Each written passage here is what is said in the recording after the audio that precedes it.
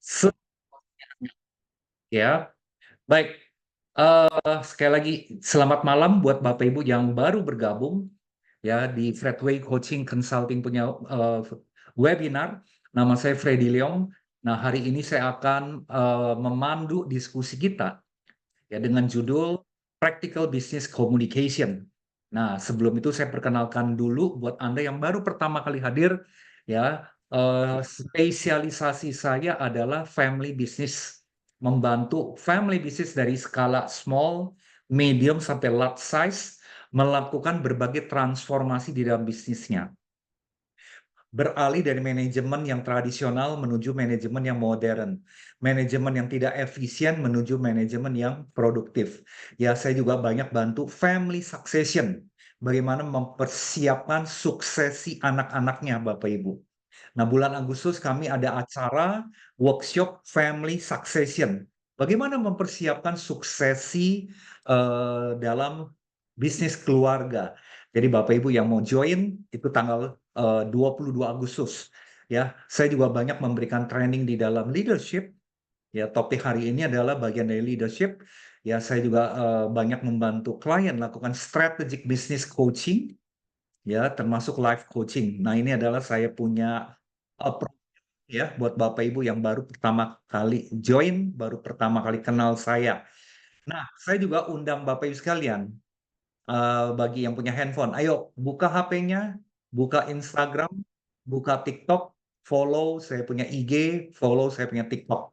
Ya, Anda bisa ikuti video-video kami, Anda bisa ikuti kami punya program-program.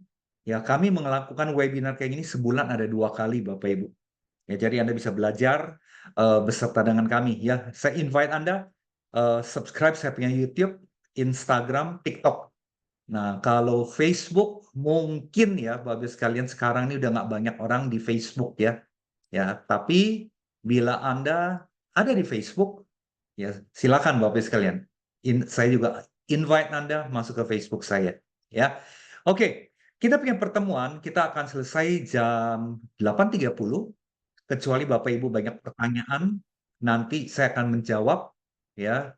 Eh, dan kalau Anda ada punya pertanyaan, Anda boleh ketik di chat, Anda boleh ketik di chat, Bapak Ibu chat rooms atau chat box, atau kalau Anda mau bertanya langsung boleh buka mic setelah saya selesai presentasi.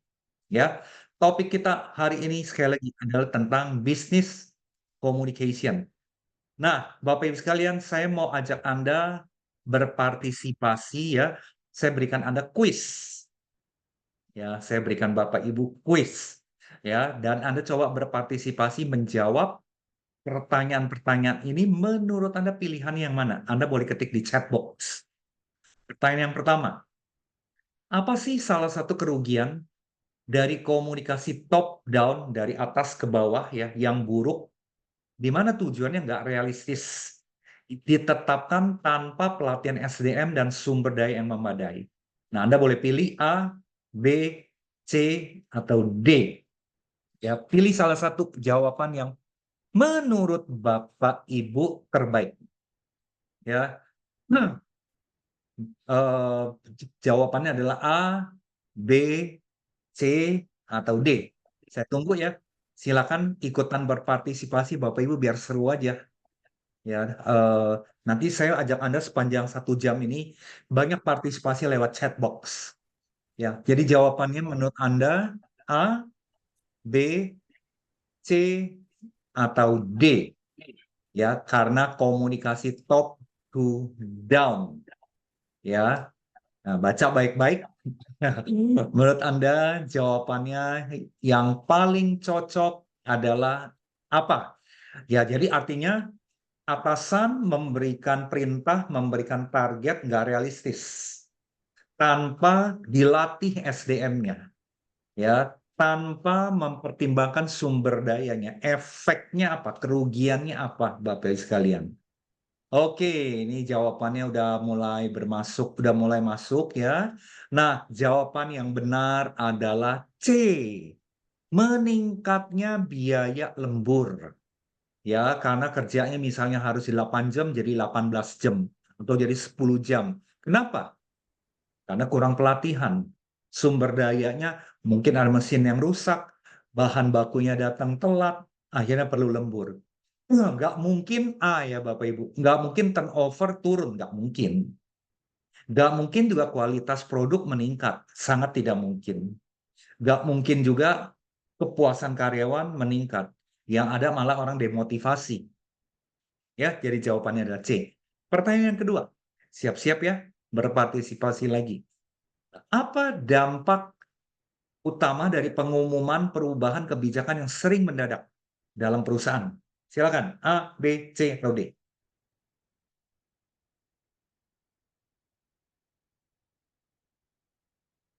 Oke, A, B, C, atau D.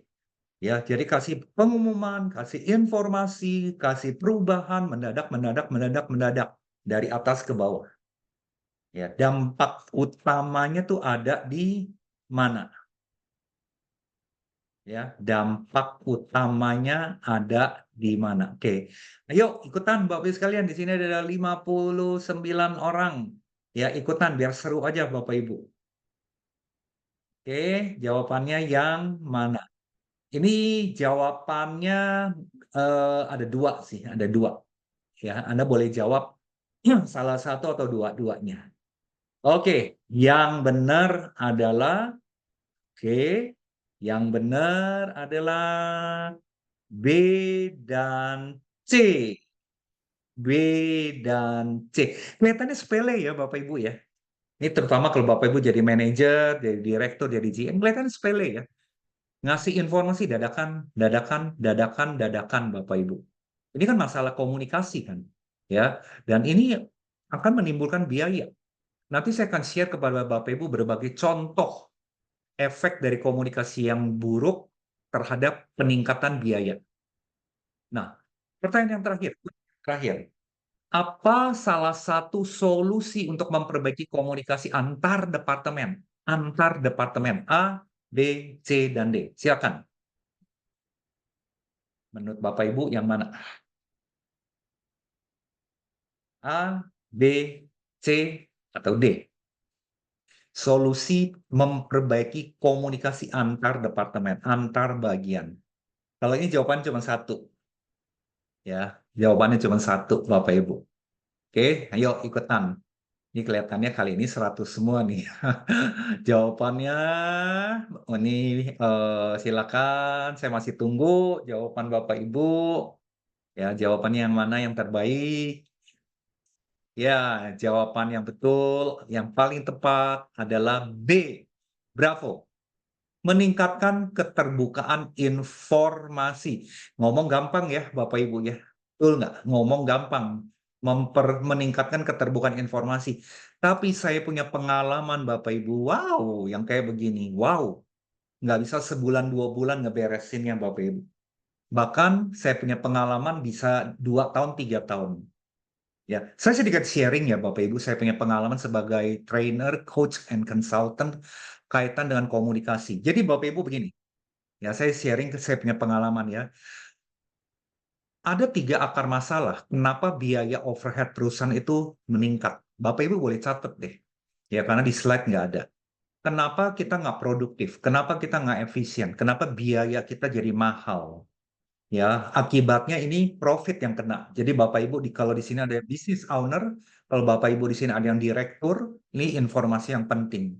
Akar masalahnya di mana sih yang membuat biaya kita membengkak, kita nggak produktif, nggak efisien? 3 biang kerok, Bapak Ibu. 3 biang kerok yang sering terjadi. Ini bukan teori ya, Bapak Ibu. Berdasarkan pengalaman kami 25 tahun yang menangani berbagai perusahaan. Problem yang pertama, masalah kepemimpinan, leadership. Leadershipnya dari top management ke level GM, ke manager, itu nggak merata, nggak ada standar. Saudara bisa bayangin loh, ketika perusahaan berkembang, bertumbuh, rekrut leader-leader yang baru, ya ini leader-leader yang baru kan datang dari berbagai background. Cara memimpinnya beda-beda, betul ya? Karakter berbeda-beda. Kemudian mereka kerja sama, kerja bareng di dalam sebuah perusahaan. Tidak ada standar, tidak ada standarisasi leadership. Saudara bisa kebayangkan secara logis, ya punya gaya masing-masing antara satu bagian dengan bagian yang lain, leadership-nya itu tidak standar, ya. Memang leadership itu adalah sebuah seni, tapi ada hal-hal tertentu perlu distandarisasi. Efeknya Bapak Ibu, chaos. Terjadi banyak sekali misinformasi. Itu problem pertama, leadership. Yang kedua, problem management style. Ya, nggak ada. Kalau kita bicara manajemen, kalau Bapak Ibu pernah belajar manajemen, itu adalah POAC ya. Planningnya nggak jelas, pendelegasiannya nggak jelas, controllingnya nggak jelas, caranya juga belum ada standar. Nah, yang kedua adalah problem management. Yang ketiga, problem communication. Nah, problem yang ketiga ini communication, coordination, collaboration. Saya sebutnya 3C. Communication, collaboration, coordination. 3C Bapak Ibu. Nah, jadi problem utama kenapa kita sangat boros biaya, nggak produktif, nggak efisien, adalah karena masalah LMC. Bapak udah catat ya, Bapak Ibu. Problem LMC. Singkatan leadership, management, coordination. Ini adalah penyakit yang kronis. Banyak perusahaan yang tidak menyadari hal itu, Bapak Ibu sekalian. Ya, tidak menyadari hal itu terjadi di tempat Anda, di tempat perusahaan Anda. Ya, akibatnya biaya ngebengkak terus. Nah, hari ini kita akan belajar tentang C, yang C-nya nih. Ya, communication, coordination, dan collaboration. Nah, Bapak Ibu sekalian, saya coba tampilkan Anda beberapa data statistik. Ya, beberapa data statistik tentang apa sih efek dari komunikasi yang tidak baik. Ya, Anda perhatikan ya Bapak Ibu sekalian. Ini sebuah penelitian Bapak Ibu. 62% para karyawan tidak menyukai bidang mereka, tidak menyukai pekerjaan mereka karena masalah komunikasi. Kalau Bapak Ibu lihat ya, komunikasi itu adalah komunikasi top to down, atas ke bawah, kemudian komunikasi dari down to top, dari bawah ke atas, dan komunikasi antar bagian. Jadi kalau 3 arah komunikasi ini tidak efektif, ini menimbulkan ketidakpuasan karyawan dalam bekerja. Karena ngejengkelin Bapak Ibu. Miskom melulu, salah komunikasi melulu. Akibatnya kerjanya jadi panjang. Dan ini betul-betul demotivasi karyawan. Nah, saya punya data penelitian yang lebih detail lagi. Ya, di sini disebutnya adalah business leaders top 3 impact of poor communication at work. Ya, jadi komunikasi dari top to down yang tidak bagus, pengaruhnya apa sih? Ada 3 besar Bapak Ibu. Anda boleh catat nih, atau Anda boleh screenshot. Ada 3 besar loh pengaruhnya. Pertama, decrease productivity.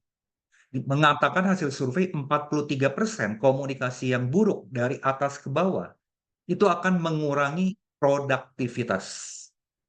Kemudian 42% miss deadline. Deadline-nya nggak tercapai. Waktunya diperpanjang. Lemburnya diperbanyak. Ya, perlu lebih banyak waktu untuk ngeberesin masalah yang itu lagi, itu lagi, itu lagi, itu lagi. Gara-gara poor communication. Dan 38% mengatakan meningkatkan biaya. Bapak Ibu, saya punya pengalaman 20 tahun lebih. Gara-gara komunikasi, koordinasi, dan kolaborasi yang buruk. Ya, penyebab yang paling berasa adalah biaya meningkat. Padahal di satu sisi top manajemen selalu bicara efisiensi. Tapi sayangnya komunikasinya tidak diperbaiki. Nah, itu yang menjadi jebakan Batman, Bapak Ibu. Ya siapa sih yang nggak mau profit, betul nggak? Siapa sih yang nggak mau efisien? Tapi seringkali banyak leader nggak menyadari yang justru meningkatkan biaya itu adalah faktor komunikasi di dalam perusahaan. Ya, nah kemudian ineffective communication can damage the top line. ya, disebutnya adalah 68% business leader, ya, banyak sekali lost deals karena miskomunikasi. Omset yang tadinya kita mau jualan segala macam, Bapak Ibu meleset. Ya, ini terutama yang gregetan orang sales Bapak Ibu. Ya, udah mau dapat order nih.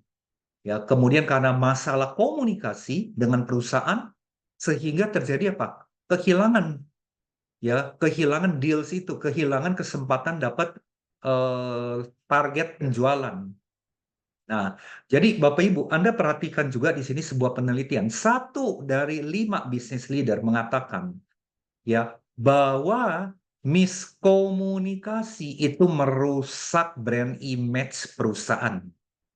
Pelanggannya dikecewa, pelanggan nggak mau balik lagi, delivery terlambat, ya, customer service-nya juga tidak bisa apa-apa. Bapak Ibu paling contoh ya, kalau kita lihat viral ya, customer service yang paling kasihan adalah perusahaan airline. Ya, saya nggak sebutlah perusahaan pesawat terbang yang langganan terlambat. Saya yakin Anda udah tahu. Ya, kadang-kadang terlambatnya super kebangetan. Dan akhirnya yang jadi CS itu dikeroyokin oleh pelanggan. Padahal mereka bukan dosanya mereka tuh. Betul nggak Bapak Ibu? Bukan dosanya CS. Problemnya adalah di belakang layar. Leadership-nya problem, manajemennya problem, komunikasi, koordinasi, kolaborasi internalnya problem. Akibatnya apa? Pesawat delay. Kalau delaynya setengah jam, sejam masih dimaklumi. Ada yang delay sampai 3 jam, 6 jam. Ya, Bapak Ibu tahu ya, yang saya maksud penerbangan apa yang spesialisasi telat dan tidak diperbaiki lagi bertahun-tahun. Ya, nah ini contoh Bapak Ibu. Jadi problem komunikasi itu very very crucial. Ya, saya berani taruhan Bapak Ibu, kalau di perusahaan Anda tidak produktif, tidak efisien, ya tidak produktif, tidak efisien, nggak efektif, penyebab yang besar adalah salah satunya komunikasi. Ya, itu udah pasti, itu udah pola Bapak Ibu. Nah, di sini juga ada sebuah penelitian begini. Most common miscommunication. Jadi masalah-masalah miskomunikasi yang paling banyak praktek terjadi Bapak Ibu, ya, reason for lost time, ya, due to poor communication at work. Jadi alasan-alasan kita banyak kehilangan waktu akibat komunikasi yang buruk, ya, resolving communication challenge or confusion, mengurusi masalah-masalah yang bikin bingung, ngasih kerjaan target nggak jelas. Ya, contoh, kamu kerjanya harus profesional ya. Bagian sales. Loh, orang mesti profesional ya. Lah, wong profesional itu seperti apa? Ngukurnya gimana? Bentuknya seperti apa? Parameternya seperti apa? Nggak jelas. Nah, di sini survei mengatakan komunikasi yang membingungkan itu terjadi hampir 63%. Kemudian, problem komunikasi yang paling sering juga, resolving mistake. Ya, caused by communication issue. Kita ngurusin kesalahan itu lagi karena miskom. Bapak Ibu sekalian, ini saya lihat banyak banget dalam praktek. Ya, saya 20 tahun menangani klien Bapak Ibu, ini penyakit yang banyak banget. Anda sebagai leader, ya, saya mau tanya Anda dulu deh. Anda ketik di chat ya, nanti Anda ketik di chat, ketik angka 1 kalau Anda setuju. Anda setuju nggak di perusahaan Anda banyak sekali kesalahan yang sama terjadi berulang-ulang tetapi tidak tuntas diperbaiki? Anda setuju nggak? Coba ketik angka 1 kalau setuju. Kesalahan yang terjadi berulang-ulang, nggak diperbaiki hingga tuntas. Pernah diperbaiki sebentar, tapi muncul lagi, muncul lagi. Ya, nah, ketik angka 1 kalau Anda mengalami itu. Nah, Anda lihat, banyak banget. Jadi Bapak Ibu sekalian, jadi kita nih cuma capek nyuci piring yang kotor melulu. Ya, nyuci piring yang kotor melulu Bapak Ibu. Ya, kotornya penyebabnya itu lagi, itu lagi, itu lagi.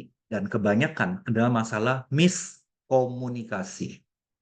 Ya, kemudian Bapak sekalian, ya, following up with click on deliverable. Ya, cara menangani karyawan-karyawan yang perilakunya beda-beda, attitude-nya yang negatif, yang cara berpikirnya negatif. Aduh, capek banget deh. Kita berharap karyawan itu dikasih tahu, ngerti, jelas, lakukan. Nggak pakai drama-drama. Setuju nggak Bapak Ibu? Ya, capek. Kita digaji bukan ngurusin drama. Tapi di perusahaan banyak drama, Bapak Ibu. Nah, drama-drama itu kalau Anda mau telusuri adalah problem miskomunikasi. Dan sayangnya Bapak Ibu, nggak diperbaiki. Jangka panjang dibiarkan. Ya. Nah, kalau Anda perhatikan juga, ini hasil penelitian, jumlah jam kerja yang terbuang akibat komunikasi yang tidak baik. Itu rata-rata 7,5 jam. Kalau menurut saya mah lebih 7,5 jam. Ini penelitian aja Bapak Ibu sekalian. Lebih dari 7,5 jam. Waste yang terbuang gara-gara nggak nyekrup. Komunikasinya nggak nyekrup Bapak Ibu sekalian. Ya, nah ini adalah penelitian dan saya sangat setuju. Dan bahkan menurut saya di beberapa perusahaan, terutama small business dan medium business ya Bapak Ibu, yang nggak diperbaiki kualitas komunikasinya, ya itu akan berlangsung dan seperti efek salju. Semakin lama semakin parah.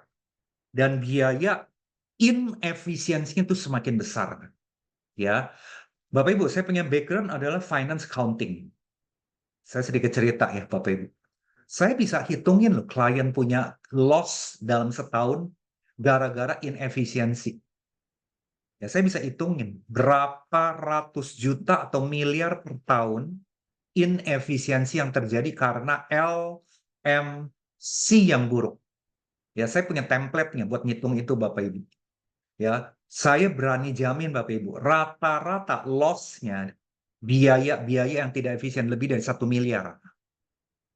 Ya, contohnya Bapak Ibu sekalian ya, waktu yang terbuang, katakanlah 10 jam aja per minggu. Anda hitungin aja, overhead Anda per jam berapa dalam 1 bulan.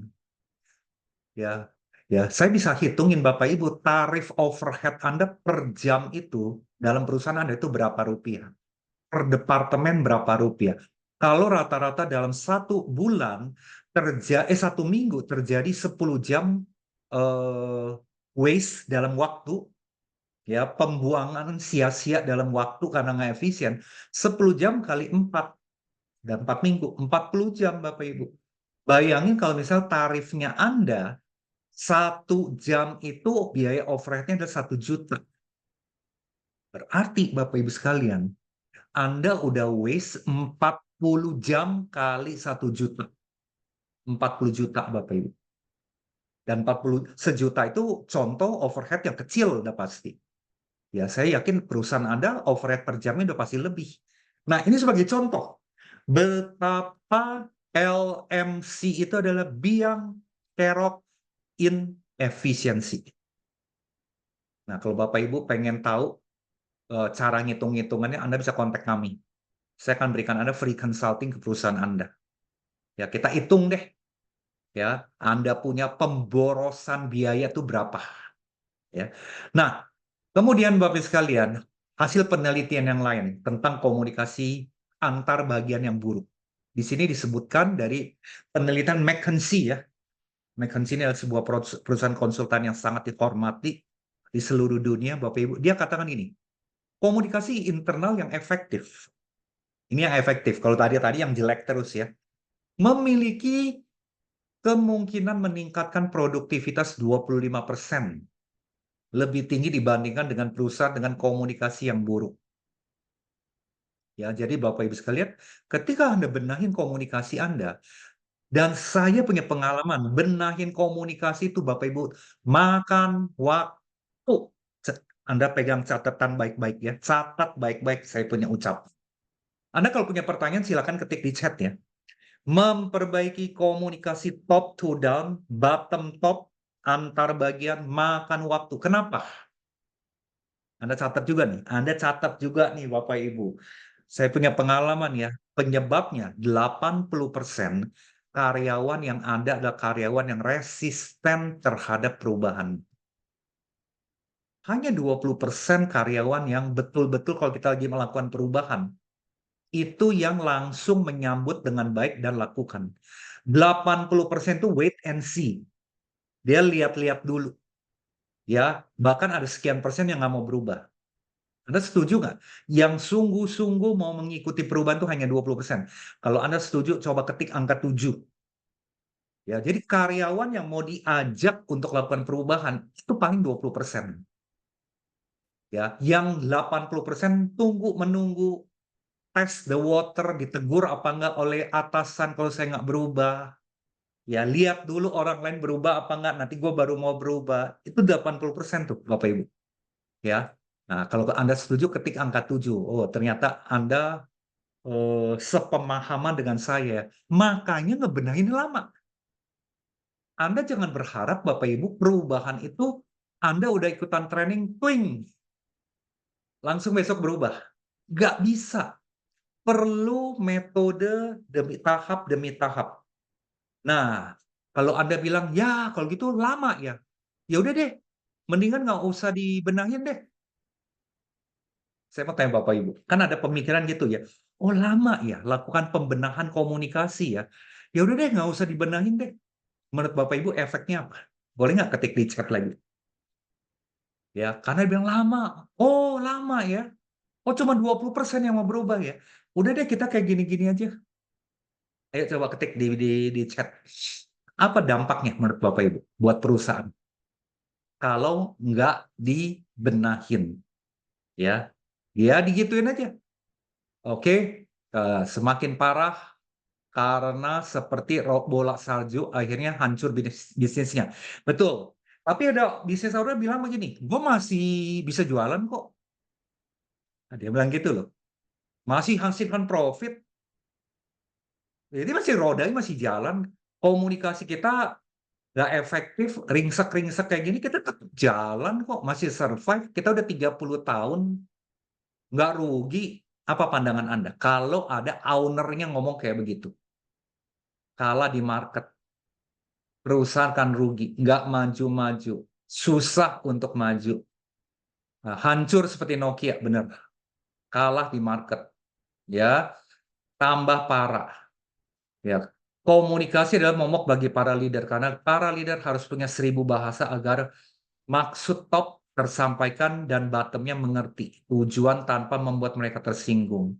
Karena tiap komunikasi masalah pembenahan sistem banyak yang protes karena ribetnya untuk adaptasi. Benar, seperti yang saya bilang, ini pengalaman saya loh. Maksimal only 20% di tahun pertama ketika kita mau merubah komunikasi ini yang betul-betul sepakat dan melakukan.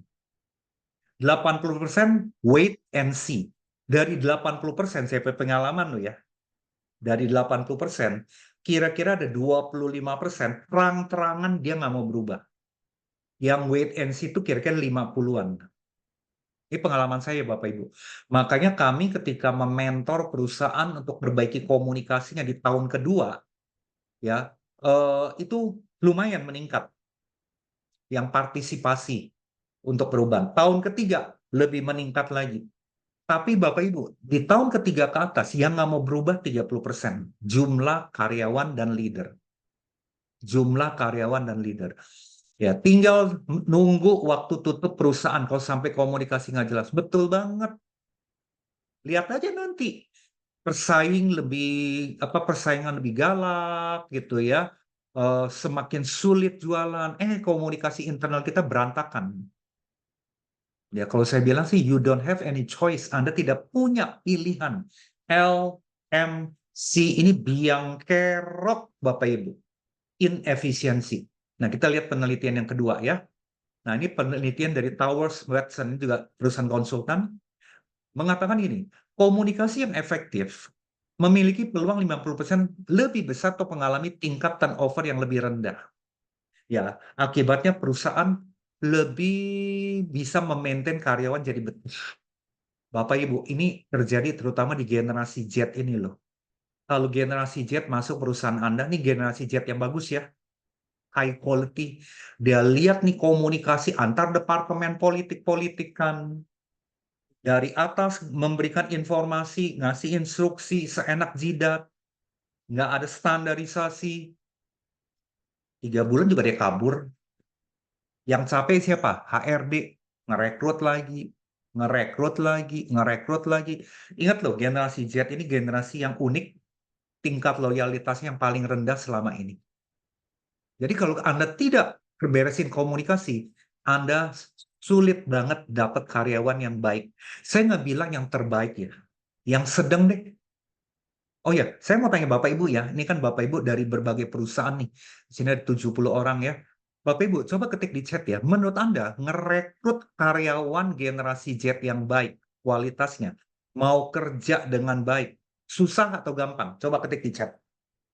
Siapa tahu aja pada jawabnya gampang gitu. Saya mau belajar tuh ilmunya gimana. Susah atau gampang, Bapak Ibu? Ngerekrut karyawan Z supaya bertahan 2-3 tahun deh. 2-3 tahun. Susah atau gampang? Saya mau lihat pandangan Anda ya. Oke, susah ya. Jadi kita sama nih ya. Nah, ini susahnya dengan Y. Susah. Berarti susahnya udah kebangetan ya. Susah. Fasilitasnya minta lengkap. Betul. Fasilitasnya minta lengkap, dikasih lengkap. Kemudian dia lihat kultur di perusahaan kerjanya, komunikasinya aduhai, cetar membahana Bapak Ibu. Setengah apa juga keluar. Sangat susah. Jadi Bapak Ibu, pandangan Anda seperti pandangan orang pada umumnya. Susah, paling bertahan 6 bulan. Betul. Saya mau bilang sama Anda loh Bapak Ibu. Anda nggak benahi kualitas komunikasi dalam perusahaan. Bapak Ibu, generasi Z yang Anda rekrut itu nggak bakalan betah lama. Nggak bakalan betah lama, Bapak Ibu. Saya mau bilang sama Anda, ini pengalaman praktik. Banyak saya ketemu dengan para HRD yang udah mensuarakan hal ini. 6 bulan aja udah paling bagus. Ya, 6 bulan dia keluar. Yang kasihan HRD-nya Anda tuh. Ya, karena apa? Biang keroknya nggak dibenahin. Leadership, management, coordination-nya nggak dibenahin, Bapak Ibu. Nah, penelitian dari Gallup, nah ini juga sebuah konsultan penelitian yang besar di dunia ya, mengatakan gini, hanya 13 karyawan yang merasa terlibat dalam perusahaan dengan komunikasi yang buruk. Jadi artinya gini, perusahaan Anda komunikasinya nggak bagus. Yang awet nih, yang awet bertahan itu paling 13%. Dan biasanya yang 13% ini adalah yang kualitasnya nggak terlalu bagus. Karena dia mau cari kerjaan di luaran, itu dia nggak diterima-terima. Akhirnya dia terpaksa bertahan, Bapak Ibu. Ya, ini Gallup ini meneliti seluruh dunia sih. Tapi saya lihat di Indonesia kelihatan juga berlaku. Kemudian Harvard University, ya Harvard Business Review ya, penelitian begini. Komunikasi yang buruk di tempat kerja menyebabkan penurunan produktivitas hingga 40%. Nah, loh, seperti yang saya bilang, Bapak Ibu, saya berani taruhan, Bapak Ibu, inefisiensi gara-gara LMC yang buruk. Minimal Anda terjadi pemborosan biaya-biaya 1 miliar per tahun. Ya, jadi ada perusahaan bilang gini, wah kalau mau dibenahin mahal ya biayanya ya. Misalnya biaya ngebenahinnya 400 juta. Tapi dia rela, ini perusahaan rela rugi 1 miliar. Kalau perusahaannya kecil ya, misalnya masih di bawah 50 orang, di bawah 50 orang, saya punya pandangan, ini sih saya nggak punya data akurat yang cuman feeling aja. Inefisiensi Anda tuh bisa berkisar 300 sampai 500 juta per tahun.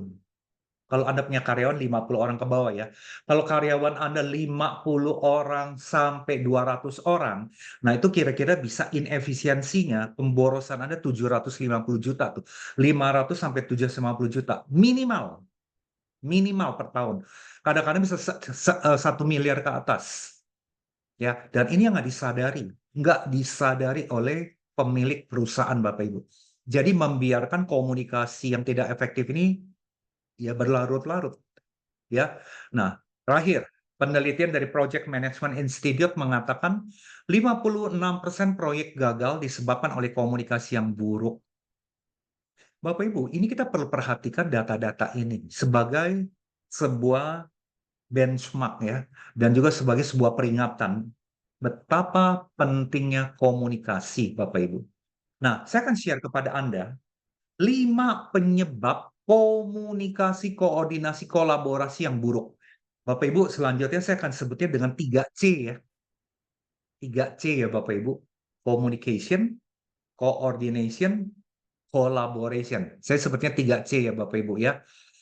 Di sini ada pernyataan pemborosan semakin tidak disadari karena sejak adanya work from anywhere. Tidak ada lagi upah lembur. Ya, sekarang ada istilah baru lagi, WFC, work from cafe. Ya, berkembang lagi tuh ya Bapak Ibu. Nah, 5 penyebab 3C. Nah, Anda perhatikan. Yang pertama, kurangnya keterbukaan informasi. Ya, kalau bahasa Inggrisnya terjadi silo. Silo itu adalah gue, lu. Ya, planning departemen masing-masing. Perusahaan tidak punya planning korporat. Kalaupun punya planning korporat, ya satu sama yang lain nggak peduli. Informasi tidak saling menginformasikan. Malah saya melihat ada perusahaan Bapak Ibu, rapat koordinasi antar departemen dilakukan sebulan sekali. Amazing Bapak Ibu, amazing banget.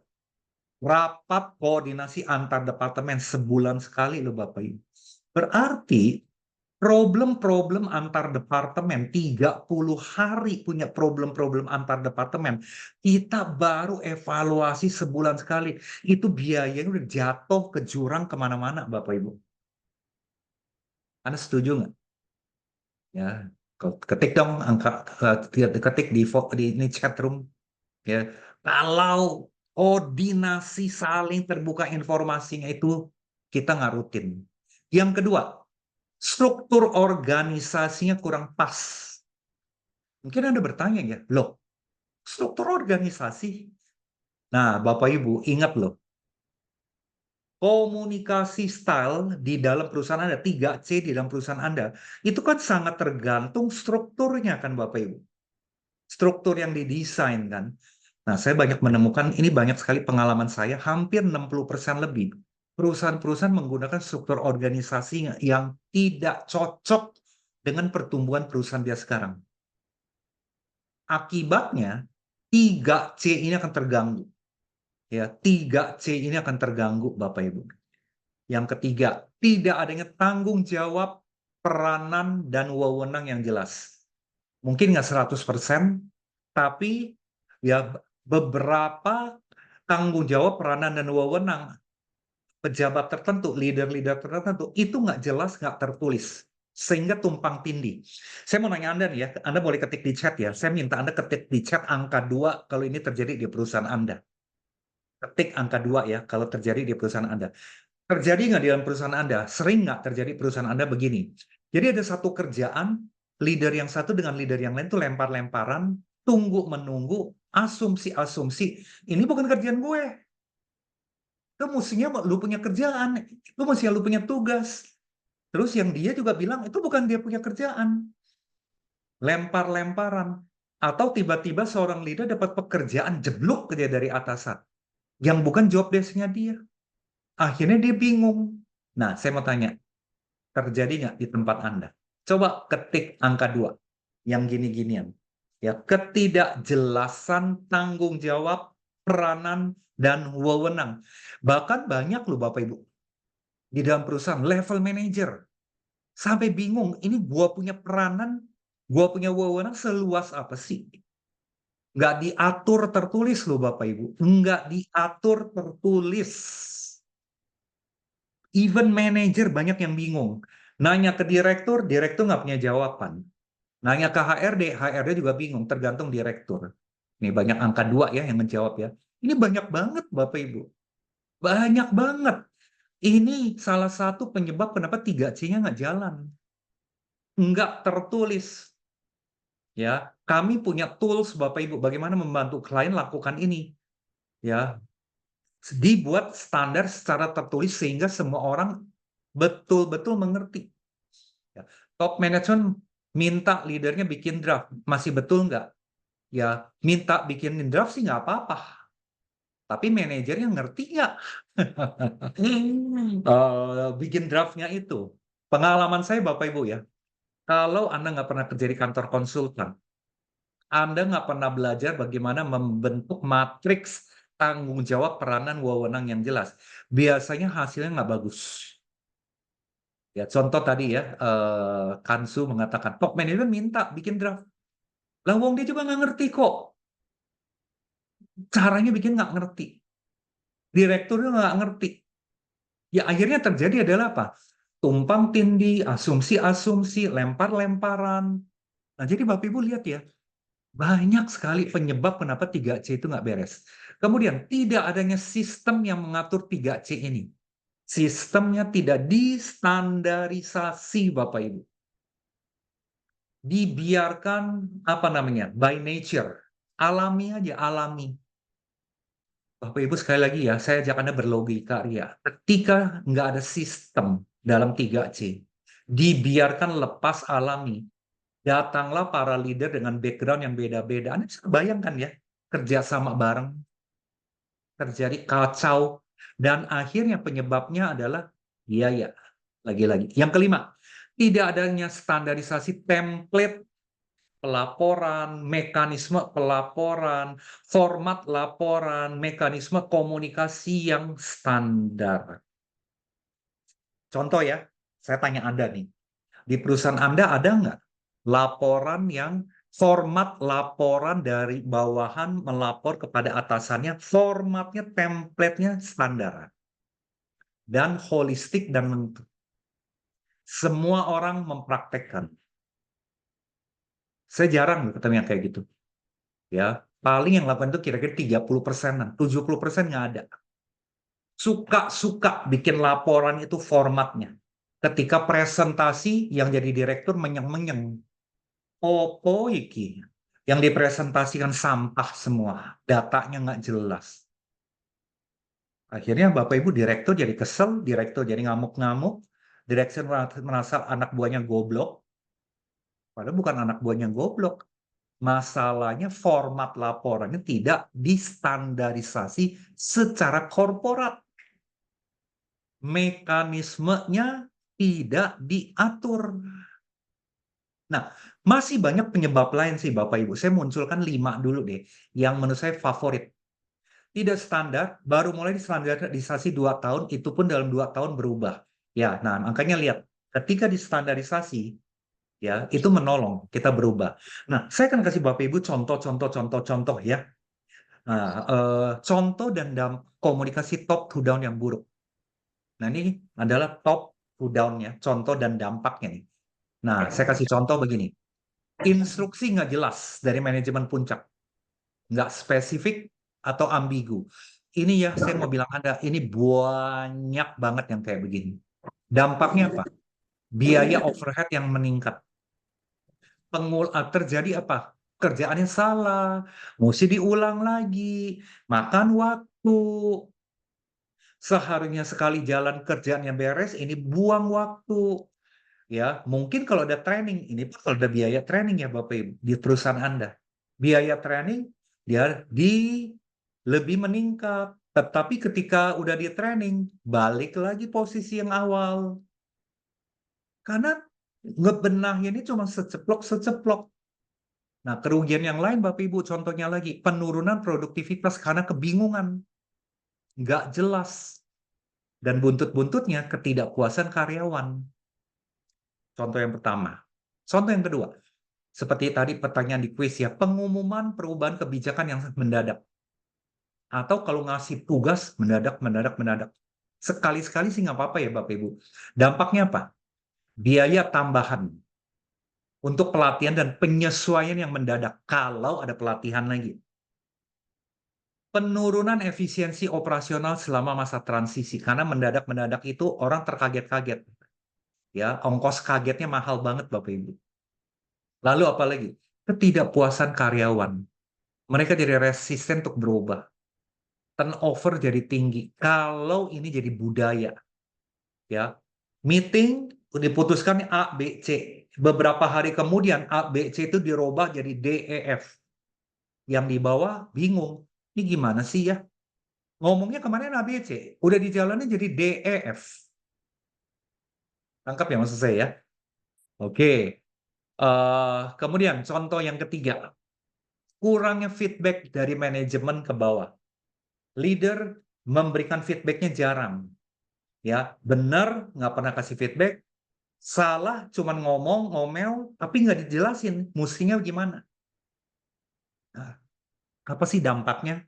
Nah, Anda perhatikan, biaya menjadi bertambah, ya. Biaya rekrutmen, biaya melatih, turnover jadi tinggi, kesalahan yang sama terjadi berulang, berulang, berulang. Kan feedback, nggak ada feedback Bapak Ibu, ya.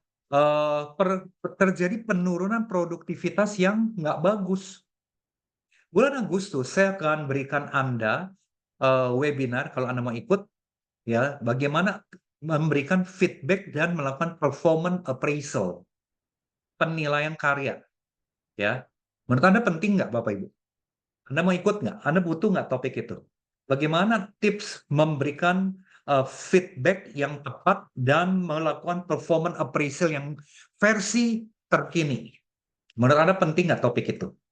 Ya, coba ketik kalau menurut Anda penting dan Anda butuh nggak topik kayak begitu? Ya, banyak perusahaan masih pakai performance appraisal zaman dinosaurus, Bapak Ibu. Ya, udah nggak cocok zaman sekarang, masih dipakai dan itu banyak banget, banyak banget. Nah, jadi kalau Anda mau tahu, eh, saya pengen tahu nih banyak nggak yang butuhkan? Oh, ada juga ya, mau ilmunya, butuh, butuh, butuh, butuh. Oke, ikutin pengumumannya di Instagram kami ya. Jadi coba Anda langsung masuk ke Instagram, follow saya punya Instagram ya. Nah, jadi Bapak Ibu sekalian, kita akan belajar itu ya tentang feedback dan performance appraisal. Nah, tadi contoh top to down. Komunikasi top to down yang buruk. Nah, ini adalah contoh komunikasi bottom up yang buruk. Anda perhatikan ya, tidak adanya saluran umpan balik yang efektif. Artinya Bapak Ibu, karyawan tidak punya cara yang mudah, aman untuk memberikan umpan balik kepada manajemen. Sehingga masalah dan saran-saran nggak pernah nyampe ke atas. Wah, ini banyak banget Bapak Ibu. Ya, dampaknya adalah udah pasti ke biaya. Ya, kerugiannya karyawan jadi demotivasi. Ya, kepuasan karyawan juga menurun loh Bapak Ibu. Dan nah ini yang paling penting nih. Kualitas keputusan manajemen itu menjadi salah sasaran. Karena feedback-feedback dari bawah nggak ada mekanismenya nyampe ke atas. Ini banyak sekali. Saya jumpai klien saya banyak sekali. Yang kedua, kurangnya respon terhadap masukan karyawan. Jadi contohnya, manajemen tidak meresponi atau tindak lanjut masukan dari karyawan. Karyawan udah ngasih nih Bapak Ibu, udah ngasih masukan dalam rapat, dengan mungkin juga secara pribadi, tapi nggak diresponi, nggak ada follow up-nya Bapak Ibu. Padahal itu penting, ya. Buntut-buntutnya sekali lagi adalah biaya overhead dan lama-lama inovasi karyawan itu jadi mati dan lama-lama karyawan juga males ngasih masukan. Ini bottom up. Contoh lagi yang lain Bapak Ibu, birokrasi yang menghambat penyampaian informasi. Ya, prosedur yang berbelit-belit membawa karyawan ya susah menyampaikan informasi penting kepada manajemen. Ya, apalagi kalau kantor Anda budaya kerjanya mau ketemu manajer nih. Misalnya Anda adalah staff gitu ya, pengen ngobrol dengan manajer atau supervisor pengen ngomong dengan GM. Wah, ada jarak dan jurang yang tinggi. Ya, walaupun Bapak Ibu sekalian kadang-kadang akrab gitu ya antara berbagai level, tetapi tadi tuh nggak di feedbacknya nggak diresponi, ini juga percuma ya. Nah ini adalah contoh-contoh. Saya mencatat ada 10 masalah top to down, ada 10 masalah down to top. Cuma kali ini saya sajikan masing-masing 3 aja karena waktu kita terbatas. Nah contoh lagi, komunikasi antar bagian yang buruk Bapak Ibu sekalian, ya, antar bagian. Oke, nah di sini ada Bu Lise ya. Kalau karyawan nggak didengar karena atasannya one man show merasa paling benar. Lah yang kayak gini banyak. Ini banyak Bapak Ibu yang membuat orang itu jadi bete, males. Karyawan Gen Z ya, Gen Z digituin Bapak Ibu sekalian. Ya tadi nggak akan lama ya, nggak diakomodasi dia punya pemikiran-pemikiran. Nah, ini contoh komunikasi antar bagian yang buruk ya. Nah, kurangnya koordinasi misalnya dalam pengelolaan persediaan. Contohnya nih, departemen produksi dan bagian pembelian tidak punya komunikasi yang baik atas status persediaan bahan baku. Akibatnya apa? Sering terjadi overstock dan understock, dan ini tidak dikomunikasikan. Anda ngerti ya? Ini contoh antar departemen. Ya, buntut-buntutnya adalah produksi delay atau biaya stok yang barangnya rusak di gudang itu akan meningkat. Lagi-lagi larinya ke biaya. Gara-gara komunikasi yang buruk antar bagian. Contoh yang kedua, kurang komunikasi dalam proses pengembangan produk baru. Ini contoh. Misalnya, Departemen Research R&D nggak secara rutin komunikasi dengan bagian marketing. Bagian marketing tidak ngasih tahu tren pasar dan kebutuhan pelanggan kepada bagian research. Bagian riset asik riset sendiri, bagian marketing asik jualan. Nggak nyambung. Ya, ini juga saya lihat ada di dalam beberapa klien saya. Nggak nyambung, Bapak Ibu sekalian. Nah, yang ketiga ya, kurangnya komunikasi, kurang sinkronisasi Bapak Ibu sekalian dalam proses keuangan dan penjualan. Departemen penjualan menawarkan diskon besar, tapi departemen keuangan nggak tahu bahwa ini efeknya, departemen sales nggak tahu bahwa ini efeknya kepada masalah keuangan. Atau ya Bapak Ibu ya, bagian sales pengen belanja A, B, C supaya terjadi penjualan yang tinggi, tapi bagian finance ngerem. Nah, bagian finance kan memang menjaga keuangan ya, nggak salah dia ngerem. Tapi karena komunikasi antar departemen ini tidak bagus, sehingga Bapak Ibu jalan sendiri-sendiri. Ya, dan ini luar biasa banyak banget terjadi. Nah, apa sih yang memperburuk komunikasi antar departemen ini? Ada 5 Bapak Ibu. Ya, manajemen puncak yang membatasi komunikasi dengan tim. Jarang turba, jarang belusukan, tidak menjadi penghubung antar departemen, apalagi kalau departemennya masing-masing gitu ya. Manajemen puncak tidak menjadi penghubungnya. Yang kedua, manajer yang tidak proaktif dalam menjalin komunikasi dengan departemen lain, karena nggak didorong dari top. Karena budaya kerjanya adalah gue, elu, masing-masing Bapak Ibu. Yang ketiga, karyawan yang tidak berinisiatif berkomunikasi, enggan berkolaborasi. Nah, ini kebanyakan adalah karena dia punya pengalaman yang lalu-lalu. Percuma dah. Nggak didengar. Ya, merasa atasan itu paling tahu, paling hebat. Ya, abaikan. Udah, males deh. Budaya ini kalau menggulung Bapak Ibu, ini yang membuat orang tuh malas berinisiatif. Yang keempat, sistem dan proses bisnisnya tidak terintegrasi dengan baik. Ya, sinerginya, kolaborasi nggak jalan dengan baik. Dan yang kelima, teknologi yang dipakai ketinggalan zaman, sehingga data informasi dapatnya lama banget, nggak real time. Ya, padahal teknologi akan mempercepat komunikasi kita membaca data. Nah, ini situasi yang memperburuk Bapak Ibu sekalian. Nah, gimana dong cara memperbaikinya? Ya, memang banyak banget cara-cara untuk memperbaiki Bapak Ibu. Nah, kesempatan ini saya kasih beberapa poin ya. Yang pertama, Bapak Ibu sekalian, menerapkan struktur organisasi yang mendorong kelancaran 3C. Saya sarankan Anda review kembali Anda punya struktur organisasi. Ya, mungkin Anda dengan direksi, dengan HRD, yuk direview kembali. Macetnya di mana nih? Departemen mana dengan departemen mana yang paling buruk komunikasinya? Sinerginya. Itu yang pertama. Yang kedua, lalu Bapak Ibu, standarisasi tanggung jawab, wewenang, dan peranan. Tertulis, secara tertulis. Kalau enggak Bapak Ibu, orang itu akan pakai asumsi. Yang ketiga, kelola pembenahan pengelolaan rapat yang efektif. Karena rapat efektif ini adalah time killer nomor 1. Enggak rapat, salah. rapatnya nggak efektif juga salah. Ya, rapat koordinasinya Anda, kalau saya boleh saranin, Anda mau 3C-nya bagus, minimal seminggu sekali. Bukan 2 minggu sekali, bukan sebulan sekali. Banyak perusahaan punya alasan, "Pak, kita nggak punya waktu, Pak, kalau tiap minggu." Lah, kalau Anda tidak koordinasi antar departemen dalam rapat koordinasi, gimana caranya Anda komunikasi dan nyamain persepsi? Kebanyakan rapat kerjaan nggak selesai, benar banget. Kalau rapatnya nggak diatur. Saya banyak perhatikan rapat itu banyak yang toksik, Bapak Ibu. Bisa 2 jam, 3 jam. Isinya mah dikit.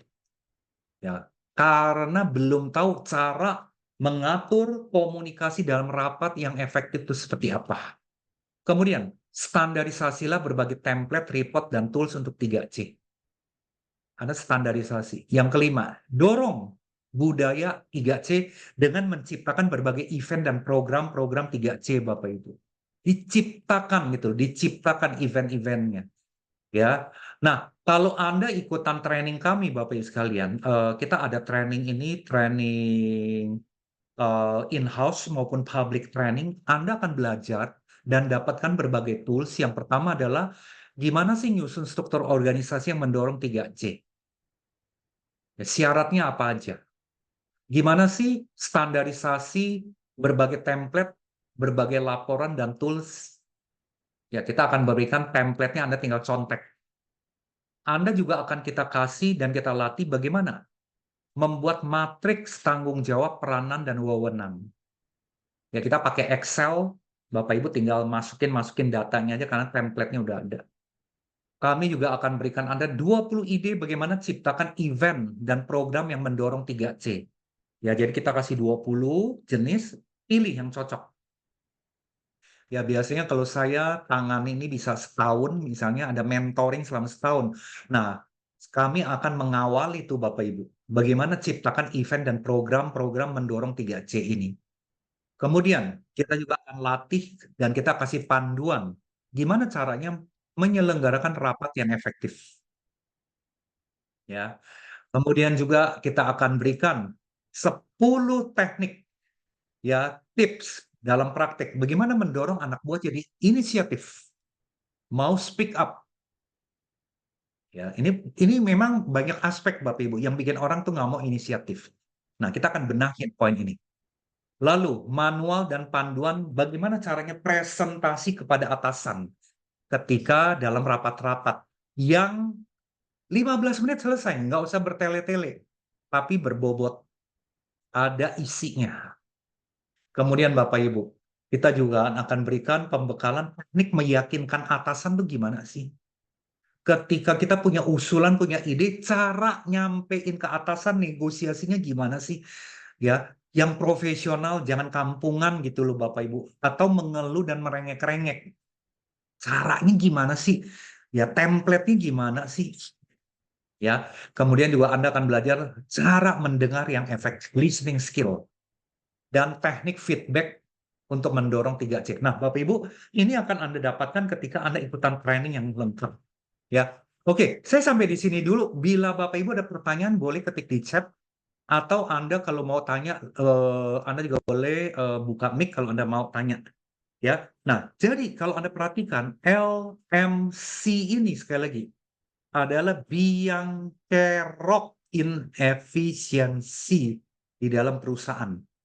Kalau kita tidak perhatikan dengan baik, kita tidak perhatikan dengan baik, Bapak Ibu, maka sekali lagi, ini adalah rongrong biaya yang terbesar. Dan sayangnya Bapak Ibu, banyak perusahaan yang belum menyadari hal ini. Nah, saya berharap dengan Anda mengikuti temuan selama 1 jam ini, Anda buka, ya, Anda terbuka, Anda dapat sebuah insight yang baru, ya. Oke, saya udah selesai materinya, Bapak Ibu. Sebelum berpisah, boleh nggak Anda ketik di chat? Ya, sekali lagi, manfaatnya. Berguna nggak sih pertemuan 1 jam ini? Memang cuma sejam ya Bapak Ibu. Pasti nggak lengkap-lengkap banget. Tapi sejam aja Anda dapat sesuatu yang baru nggak? Nah, boleh nggak ketik di chat sebelum kita berpisah? Ya. Dan sekali lagi, saya ucapkan banyak terima kasih. Semoga ini bermanfaat buat Anda.